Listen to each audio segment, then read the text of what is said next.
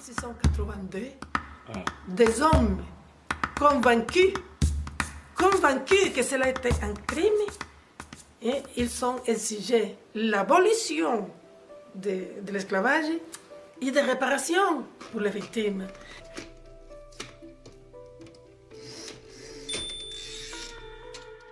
Le thème des suites de l'esclavage, le thème des réparations, on le sort de la morale où il n'a rien à faire et on l'installe dans le droit. Louis Salamolens, l'éditeur du Code Noir, prend parti avec ce livre en présentant les livres de colère de deux capucins de la fin du XVIIe siècle, Francisco José de Jaca et Épiphane de Moiran. Le professeur Louis Salamolens vient de publier Esclavage-Réparation aux éditions Ligne. Depuis que ce débat pour les réparations a lieu, je suppose que vous avez, comme moi, entendu ou lu à plusieurs reprises. Mais enfin, quand même, vous demandez des réparations pour des faits qui ont eu lieu il y a 3, 4, 5 siècles, et vous avancez des arguments avec des critères d'aujourd'hui, en oubliant qu'il s'agit de faits qui sont vraiment vieux, de 3, 4, même 5 siècles. Vous ne croyez pas que vous faites des anachronismes en interprétant des événements historiques d'il y a plusieurs siècles avec les critères d'aujourd'hui? Vous faites des anachronismes, non? Vous ne pensez pas? Eh bien, il arrive qu'aujourd'hui, grâce à cet ouvrage, nous savons, comme nous le montre là si bien Salamolens, nous savons qu'il y a toujours eu celles et ceux qui, devant l'infamie, devant les crimes, devant les atrocités les plus effroyables, ont décidé de ne rien voir et de ne rien savoir. Et en effet, ils n'ont rien eu, ils n'ont rien su, dans le meilleur des cas. Parce que dans le pire des cas, ils se sont conduits en complices. Mais il y a eu aussi ceux qui, ayant vu et ayant entendu, ont réagi parce que leur conscience a été heurtée. Et qu'ils ont réagi en prenant des positions, pas seulement en faisant des discours intellectuels. Ils ont réagi en prenant une position, en prenant des engagements, en condamnant les crimes et en s'engageant dans une dure lutte, dans un dur combat pour changer la réalité dont ils étaient témoins. À l'époque des Lumières, Louis Salamolens. On commence par critiquer les excès de l'esclavage et on aboutit, bon an mal an, à la condamnation du principe même de l'esclavage, mais personne, jamais, n'a eu l'idée d'intégrer l'idée de réparation à la condamnation des systèmes de la traite et de l'esclavage. Je vous invite à faire connaissance avec moi de deux capucins qui, au XVIIe siècle, pensent autrement que les Lumières, pensent autrement que nos juges d'aujourd'hui et considèrent que, puisque l'on dit esclavage, on doit dire nécessairement réparation. Aujourd'hui, le monde a changé. On vit dans une société qui est concassée, qui est éparpillée, qui est mondialisée. L'histoire est tiraillée par deux choses. Elle dépend du présent. Et effectivement, le problème quand le passé dépend du présent, c'est qu'il y a forcément des anachronismes et qu'on va, de ce fait, aller voir des crimes contre l'humanité chez Colbert, on va aller voir des crimes contre l'humanité chez Napoléon, ce qui est absolument débilissime, dans la mesure où c'est un concept moderne inventé à Nuremberg. Donc l'histoire, et c'est pas de votre faute ni celle de Patrick Boucheron, est tiraillée entre le présent depuis lequel elle fait sens parce qu'elle doit ressembler à la société et en même temps l'anachronisme qui la fait rendre aberrante quand on lui pose des systèmes de pensée qui n'existaient pas il y a 200 ans. Au XVIIe siècle, il y a eu ceux qui se sont vraiment révoltés et qui ont pris des risques et qui l'ont payé assez cher, mais qui ont parlé des droits humains, qui ont parlé des droits humains, qui ont parlé des crimes contre l'être humain et qui ont parlé des réparations. Lorsque le Code noir est sorti en 1987, il y a eu un effet de surprise, un effet de stupéfaction. Avant cette époque, c'est-à-dire avant 1987,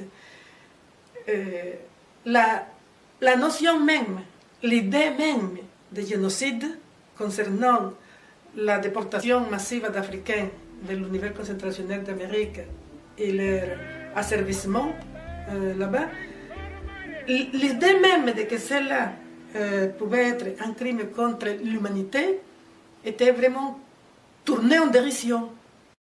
Aller voir des crimes contre l'humanité chez Colbert, on va aller voir des crimes contre l'humanité chez Napoléon, ce qui est absolument débilissime. Tournée en dérision par qui? Par les héritières des anciens esclavagistes, par les héritières des anciennes négrières, et parfois même par des Noirs, soit africains, soit descendants d'Africains déportés. Et pour cause, parce qu'ils avaient tous été éduqués à la même école. Et ceux qui avaient fait des études supérieures étaient allés aux mêmes universités que les Blancs. Ils avaient donc intériorisé les mêmes dénis d'humanité, les mêmes dénis de justice qui avaient caractérisé justement tout ce qui concerne cette histoire. En 1987, lorsque Louis Salles-Molin a fait l'exhumation de cette monstruosité juridique, d'un côté, le code lui-même, ça a choqué. Mais ce qui a choqué davantage, l'intelligence française, l'établissement intellectuel français, ce qui a choqué davantage, c'est que Salles-Molin, dans les commentaires avec lesquels il a accompagné le Code noir, il a vraiment mise en évidence comme personne n'avait jamais osé le faire ou n'avait jamais voulu le faire avant lui. Il a mis en évidence le silence complice, le silence assourdissant des Lumières.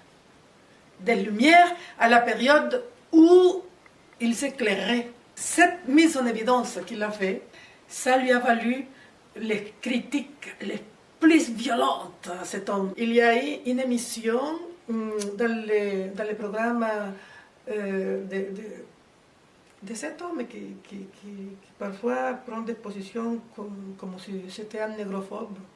Comment ça s'appelle Alain Finkielkraut, voilà. Il avait à l'époque, je ne sais pas s'il a toujours, un programme qui s'appelait, je crois, Réplique. Et bon, c'est une époque où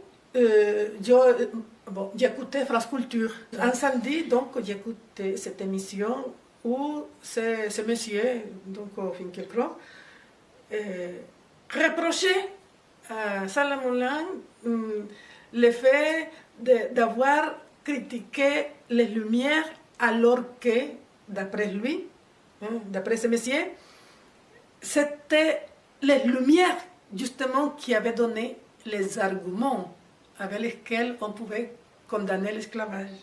Autrement dit, avant les Lumières, il n'aurait jamais été possible de condamner l'esclavage puisque cela n'avait jamais eu lieu. Comment j'aimerais aujourd'hui faire parvenir à ce monsieur, s'il est toujours ici en France, en train de prendre les mêmes positions qu'il y a encore quelques années, j'avais découvert qu'il les caractérisait à notre égard, comment j'aimerais les faire parvenir un exemplaire du livre de Salles-Molin, Esclavage et réparation, juste pour que ce monsieur, que je crois est un philosophe, si je ne me trompe pas, il est Ah oui, il a été même... Il est à l'Académie française. Voilà, c'est ça, il est à l'Académie française. Ben, ça serait quand même intéressant de le faire parvenir un exemplaire de cet ouvrage, juste pour le faire savoir que contrairement à ce qu'il a dit, il y a de cela maintenant plus d'un quart de siècle, ce n'est pas vrai du tout qu'il a fallu attendre les Lumières pour que des arguments hostiles à l'esclavage puissent être maniables, puissent être, si on peut dire, inventés. Parce qu'avant, cela n'aurait pas été possible. Au XVIIIe siècle, des Lumières dont Montesquieu lui-même, contrairement à ceux qui ont fait les Capucins, il a invoqué la pitié et la miséricorde, figurez-vous, au sujet des esclaves. La pitié et la miséricorde. Voilà ce que M. Montesquieu a trouvé de bien pour invoquer. M. Finkielkraut vous dirait qu'à l'époque, ce n'était pas possible de faire autrement. Mais dans cet ouvrage, au XVIIe siècle, vous voyez, au XVIIe siècle, non seulement ils ont exigé la fin de l'esclavage et des réparations pour les victimes, mais ils n'ont pas invoqué la miséricorde. Ils n'ont pas invoqué la pitié. Ni pitié ni miséricorde. Ils ont invoqué droit et justice. Et ils ont parlé des droits humains. Humanos derechos. En 87, vous avez exhumé le Code noir et vous avez été violemment attaqué par un certain nombre d'intellectuels, de personnalités de France dans des émissions telles que Réplique avec Finkielkraut et puis plein d'autres. L'argument qui était poussé à l'époque était un argument autour justement de cette histoire d'anachronisme qui revenait. Aujourd'hui, nous avons cet ouvrage avec ces deux capucins. Est-ce que vous avez déjà eu des retours de toutes ces personnes qui vous ont attaqué? Où en êtes-vous? Non. Ben, j'aimerais l'avoir parce qu'au moins la polémique aurait lieu. Non, j'ai des retours très aimables. Ce sont des amis, ce sont des proches qui disent ben oui, ok, bon, voilà, tu es sur la presse, tu continues. Je ne pense pas, ça ne viendra que si l'un ou l'autre, genre le grand académicien que vous avez eu la froideur ou le courage de nommer, ou laquelle que Chandernagor, si l'un ou l'autre remordait à la pas, ce serait une bonne chose parce qu'à ce moment-là, il pourrait y avoir polémique. Mais la pratique dans ce genre d'affaires est très simple. Si la militance n'y va pas de ses efforts, les capucins peuvent retomber dans l'ombre comme ils ont sorti. Je vous donne un exemple pour écrire mon propos. Ce bouquin-là, il est tout petit, hein, mais la matrice, c'est un mémoire d'une cinquantaine de pages imprimées, et pour l'un des deux moines, et d'un texte de 200 pages pour l'autre. Ces textes sont sortis en édition originale, donc en espagnol pour l'un, en latin pour l'autre, avec traduction espagnole, sont sortis en Espagne par l'équivalent du CNRS espagnol, qui est le CIC, donc l'équivalent du CNRS espagnol. Vous imaginez bien, cher Peter Lema, que les gens du CIC, quand ils sortent un bouquin, ils l'envoient à leurs collègues du CNRS. Vous imaginez bien, pour le faire court, que les historiens français, allez, faisons court, que les historiens français de cet temps savent très bien que les deux moines existent. Ils savent très bien où ils sont, ou comment faire pour les acheter. Ben, de 2002, 2007, nous sommes en 2014, je suis à jeun d'avoir trouvé nulle part aucune référence dans les revues savantes des historiens français, une référence sur ces deux textes-là. Je pense qu'ils sont malvenus en Espagne quand ils sont venus, ils seront malvenus en France quand ils sont arrivés, mais en tout cas, ce qui nous concerne, nous, moi je considère que l'avantage de les sortir, de pouvoir les lire, c'est de pouvoir, que l'on ne pourra plus nous dire vous êtes hors temps, votre truc n'est pas d'aujourd'hui. On va dire, écoutez, nous ne faisons rien d'autre que répéter avec nos petits moyens la criaillerie de quelques moines d'il y a déjà tout de même un paquet de siècles.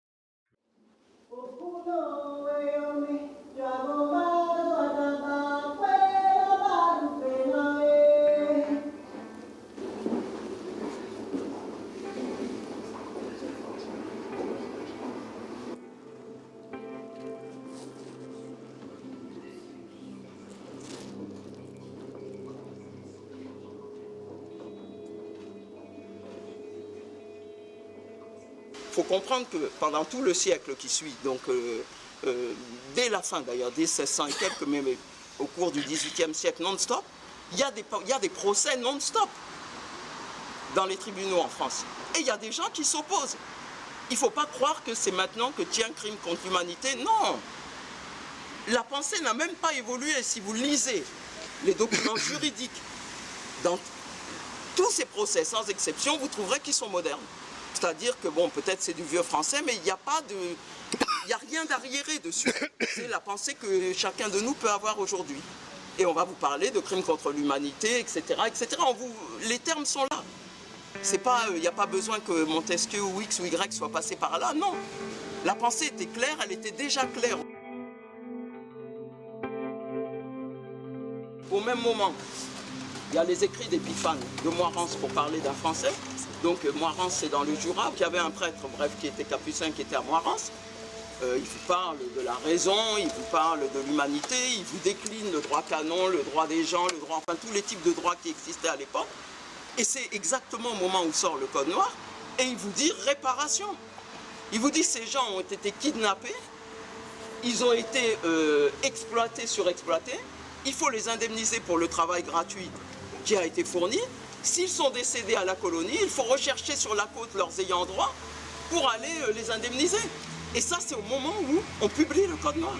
C'est-à-dire qu'on vous fait un scénario linéaire qui vous ferait passer des ténèbres à la lumière en passant par les philosophes.